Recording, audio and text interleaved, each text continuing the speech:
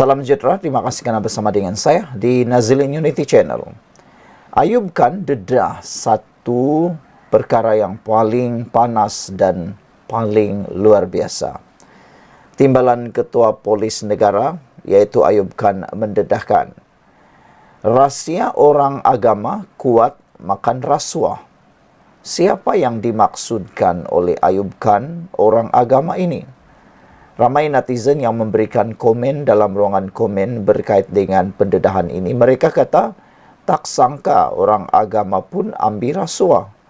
Kenapa orang agama yang sepatutnya membantu menghalang, yang sepatutnya membantu menyedarkan semua rakyat Malaysia untuk menyedarkan dan sedar bahawa mengambil rasuah itu satu dosa dan patut dihindari dan tidak dilakukan. Tapi kenapa pula Ayub Khan dedah orang agama kuat makan rasuah?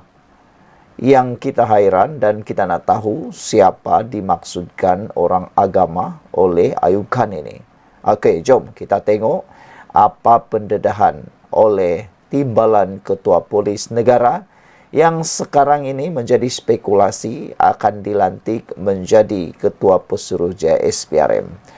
Saya secara peribadi, saya sangat gembira dan saya sangat menyokong kalau Ayub Khan benar-benar dilantik menjadi Ketua Pesuruhjaya SPRM. Ini satu berita baik yang semua rakyat Malaysia pasti akan bersorak gembira kalau benar-benar Ayub Khan dilantik sebagai Ketua Pesuruhjaya SPRM. Kerana kalau dia jadi Ketua Pesuruhjaya SPRM, ramai menjangkakan, termasuklah para penganalisis politik dan pemerhati politik Malaysia, bahawa rasuah yang ada di Malaysia ini mungkin akan bakal dikurangkan sehingga 95%. Yang 5% tu, itu yang tegar taik kerasuah lah. Cakap macam itulah kan. Yang memang taik rasuah, yang memang tak boleh hidup kalau tak beri rasuah, tak makan rasuah. Yang itu awaslah nanti kena penggal oleh Timbalan Ketua Polis Negara kita kalau betul dia jadi Ketua Pesuruhjaya SPRM. Apa pula pendapat anda semua? Saya rasa dia adalah orang yang paling sesuai dan layak menjadi Ketua Pesuruhjaya SPRM. Kata Azam Baki, dalam mana-mana negara, rasuah sudah jadi satu barah kepada pemimpin negara. Tidak kira pangkat apapun, budaya rasuah sudah menjadi satu malapetaka kepada sesebuah negara. Begitu juga dengan Malaysia. Rasuah tidak terjadi kepada pemimpin sahaja, kata Ayub Khan. Malah sudah mengular kepada Pak Haji ataupun watak Islamik. Ini diakui sendiri oleh Timbalan Ketua Polis Negara, Datuk Ayub Khan, yang mendedahkan perangai sebenar watak ustaz ini. Pengalaman luas dan lama di cawangan khas Bukit Aman mengajar Ayub Khan untuk membaca manusia rata-rata dan tidak mudah terpedaya dengan lakonan mereka. Orang Malaysia kita ini ada kecenderungan bila nampak orang derma sahaja, perbuatan yang lain tertutup. Kita nampak seseorang itu pernah terlibat dengan itu dan ini. Tetapi ada gelaran, rumah besar, duit banyak sampai bertabur atas lantai, kata Ayub Khan. Takkan tak terdetik persoalan, dari mana dia dapat duit begitu banyak? Dia bisnes apa? Jelasnya. Begitu juga tidak menolak kemungkinan ada antara orang yang kelihatan alim serta sering bersedekah dan menderma itu sekadar wayang semata-mata. Jika kita membuka mata untuk memerhati dan membaca setiap perincian yang dipamer dalam gerak tubuh dan tutur katanya, kita akan ketahui siapa sebenarnya yang berselindung di sebalik topeng itu. Contohnya, duit rasuah pergi haji. Dia ambil rasuah banyak-banyak, 3 ke 4 juta setahun. Dan tiap-tiap tahun dia pergi menunaikan haji. Lepas itu dia minta ampun lah, kata Ayub Khan. Balik minta rasuah lagi. Tahun depan pergi haji lagi. Betul? soal beliau.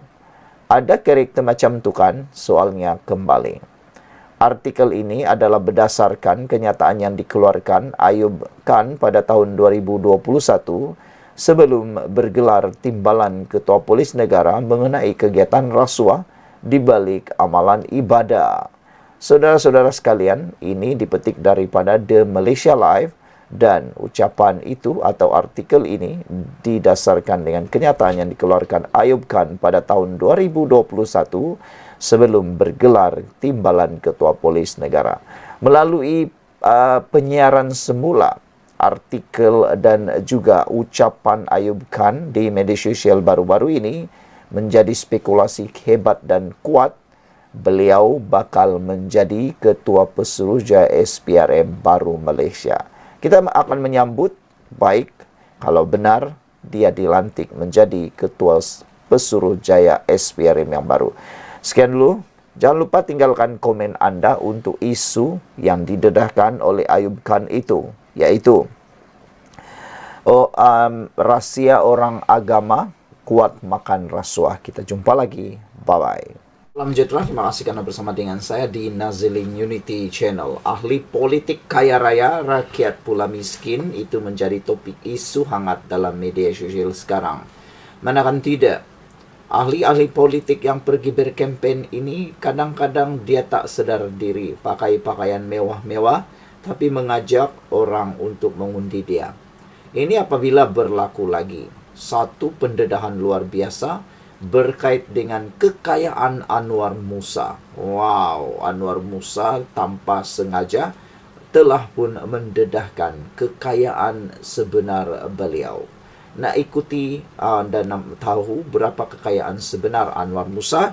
Ikuti terus ulasan kali ini. Baiklah, saudara-saudara sekalian, kekayaan Anwar Musa memang mengejutkan kita semua. Apabila dikatakan Anwar Musa mempunyai beberapa koleksi yang luar biasa. Antaranya baru-baru ini netizen telah pun mengkaji dan menyiasat melalui hakim mahkamah netizen telah menemui satu utas jam tangan yang pernah digunakan oleh Anwar Musa yang didakwa oleh netizen bernilai lebih daripada RM900,000 ataupun menghampiri RM1 juta. Bayangkan saudara kekayaan yang luar biasa itu. Bayangkan jam saja bernilai RM953.024. Itu kalau orang yang biasa-biasa macam kita sampai mati pun kita tak akan dapat beli jam semahal itu. Bagi dia itu hanya aksesori. Itulah yang ditemui oleh netizen apabila mereka mengambil gambar dan menyiasat. Saudara, untuk mengetahui berapa nilai jam ataupun barangan yang dipakai oleh ahli-ahli berhormat sekarang bukanlah susah. Sangat mudah, hanya satu klik di hujung jari sudah tahu. Selain daripada seutas jam tangan yang bernilai RM900,000 itu, Anwar Musa juga baru-baru ini telah dikesan memakai satu sandal berjenama Honolulu Mule ketika beliau berjumpa dengan Presiden PAS Hadi Awang. Sandal itu kelihatan biasa-biasa saja, tapi harganya luar biasa, yaitu bernilai RM4.650. Bayangkan, sandal saja sudah bernilai RM4.650. Wow, itu satu kekayaan yang boleh membuatkan kita pecah. Pecah kepala nak fikir dari mana dia dapat. Saudara-saudara sekalian, selain daripada itu, Anwar Musa juga pernah menggayakan jam berjenama HYT Iceberg edisi terhad yang berjumlah ataupun berharga RM251.950. Dan dia juga pernah mengenakan seutas jam juga berjenama Hubble bernilai RM158.930. Wow, apabila teringat kita didedahkan dengan jam-jam tangan dan juga didedahkan dengan sendal seperti ini. Teringat kita kepada seorang istri Perdana Menteri Malaysia yang mana suaminya sedang meringkuk di penjara, yaitu Najib Tun Razak, dan istrinya yaitu Rosmah Mansor kini menunggu rayuan demi rayuan walaupun telah dijatuhkan hukuman penjara dan denda yang menghampiri 1 bilion ringgit. Kita teringat betapa kes ini hampir sama dengan harta yang dimiliki oleh Rosmah Mansor. Tapi tak tahulah. Kita tahu Anwar Musa ini memang orang kaya. Dia memang orang kaya walaupun dia awal YB, tapi dia memang pun orang kaya. Bahkan ada juga yang kata terkejut apabila seutas jam tangan yang dipakai oleh Anwar Musa turut berjumlah hampir 1 juta ringgit. Baru-baru ini warganet juga digemparkan dengan gaya muda yang ditampilkan oleh Anwar Musa dengan menggayakan jersey Hugo Boss lengkap berseluar berwarna hijau yang dikatakan berharga RM1.500. Kalau kamu tengok gambar itu, pakaian itu seakan-akan pakaian yang dikenakan dalam satu filem, yaitu Squid Games. Ya, Squid Games dalam filem Korea. Saudara-saudara sekalian, itulah kekayaan yang dimiliki oleh Anwar Musa dengan memiliki jam tangan berjumlah hampir 1 juta ringgit, yaitu RM953.24 yang berjenama, kejap ya, kita cari jenamanya dulu. Yang berjenama tidak dinyatakan di sini. Oh, ada pula. Dia memakai jam tangan yang sangat-sangat luar biasa mahal ini. Apa jenamanya? Sekian dulu untuk kali ini. Jangan lupa tinggalkan komen Anda. Sila tekan butang subscribe. Kita jumpa lagi. Bye-bye. Salam sejahtera. Terima kasih karena bersama dengan saya di Nazilin Unity Channel. Pengakuan kali ini memang mengejutkan kita.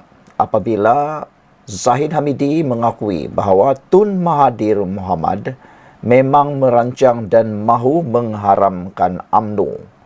Itu didedahkan sendiri oleh Zahid Hamidi. Sehingga Zahid Hamidi turut mengaku menjadi dalang utama menjatuhkan Tun Mahathir demi selamatkan UMNO. Zahid Hamidi mengakui beliau sanggup menjadi dalang utama untuk menjatuhkan Tun Mahathir gara-gara tindakan Tun Mahathir mahu mengharamkan UMNO. Datuk Seri Zahid Hamidi yang merupakan timbalan Perdana Menteri sekarang hari ini secara terbuka mengakui beliau adalah dalang utama yang terbabit menggulingkan bekas Perdana Menteri Tun Dr. Mahathir Mohamad dalam usaha menyelamatkan UMNO daripada diharamkan. Yang menjadi persoalan kita semua ialah ketika Tun Mahathir menjadi Perdana Menteri, mengapa Tun Mahathir mahu sangat mengharamkan UMNO? Padahal UMNO ialah parti yang telah mengangkat nama darjat Tun Mahathir daripada seorang orang biasa menjadi Perdana Menteri paling hebat lama di dunia, bahkan 2 kali lagi itu. Kenapa dan apa sebabnya? Selain daripada itu, apakah perkara yang boleh diambil perkara diharamkan oleh Tun Mahathir? Apa pelanggaran UMNO pada waktu itu yang boleh menyebabkan UMNO diharamkan? Itu yang benar-benar menjadikan kita agak bingung. Pengakuan Presiden UMNO yang juga timbalan Perdana Menteri itu menyifatkan tindakan luar biasa itu penting untuk menentang Dr. Mahathir yang didakwanya ketika itu mahu membatalkan pendaftaran UMNO.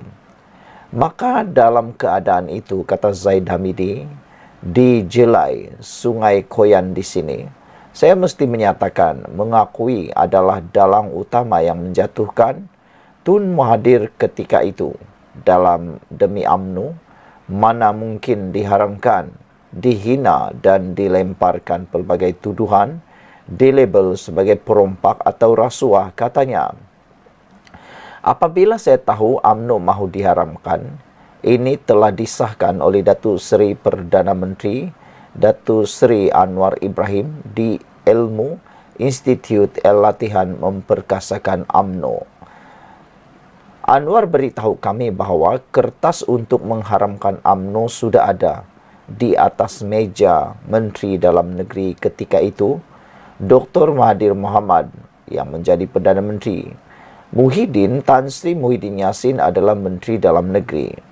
Dalam keadaan sebegitu sudah pasti, ahli-ahli khususnya kepimpinan bergantung kepada saya untuk mengenal pasti pendekatan terbaik bagi memastikan UMNO tidak diharamkan.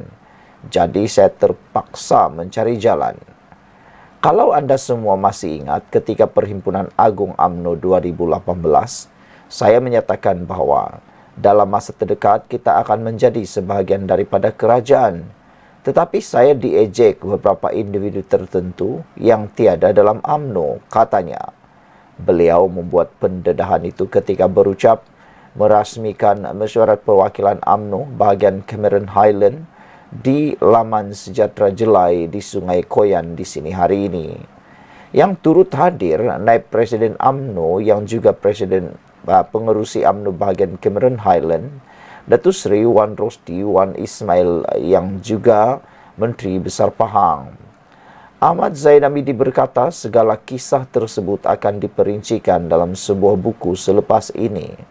Tadi saya cerita hanya 10%. 90% dalam buku saya. Lazimnya tulis buku ialah orang pencen. Tapi saya belum nak pencen lagi selagi UMNO bukan parti dominan. Selagi itu saya dan rakan-rakan terus dalam UMNO. Mudah-mudahan ia akan jadi panduan kepada pemimpin-pemimpin UMNO yang akan datang yang akan ambil alih tempat saya nanti, tambahnya lagi. Dr. Mahathir meletakkan jawatan sebagai Perdana Menteri pada Februari 2020 yang menyebabkan kejatuhan Kerajaan Pakatan Harapan PH dalam apa yang dikenali sebagai langkah Sheraton.